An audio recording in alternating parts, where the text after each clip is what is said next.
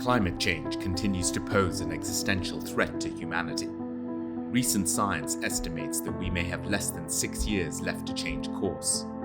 This intensifying climate emergency is being seen everywhere in heat waves, droughts, floods, fires, and hurricanes. April of this year was the world's hottest month on record, the 11th consecutive month to set a new temperature high. And while we are witnessing mass coral bleaching from Australia to Kenya to Mexico, East Africa and Brazil have been devastated by floods, killing hundreds and displacing hundreds of thousands.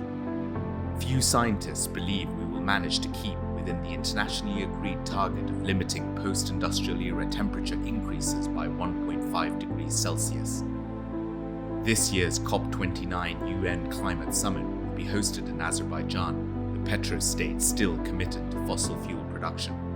Indeed, the government's share of oil production was a staggering $19.3 billion in 2022, surpassing the entire public spending budget of that year.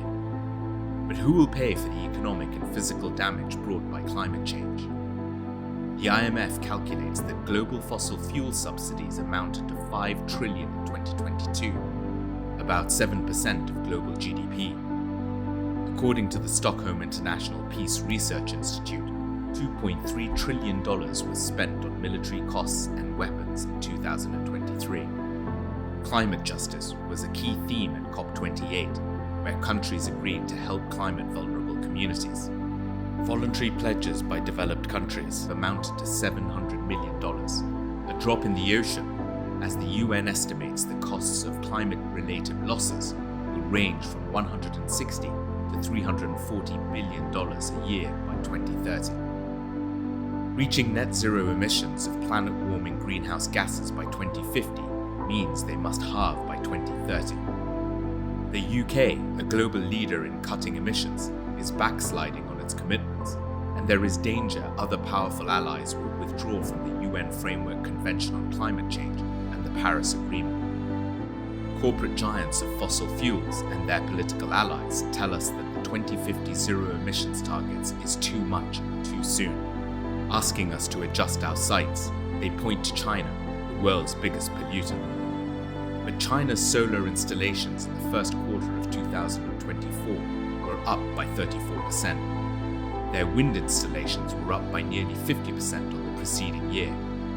If China can maintain such green energy growth, then it is possible that global emissions may start to fall later this year or next.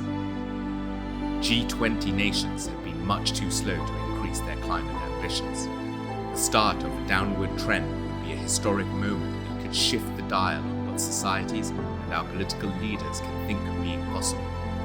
By contrast, a recent report by the United Nations Development Programme highlights the less privileged showing resilience in the face of death.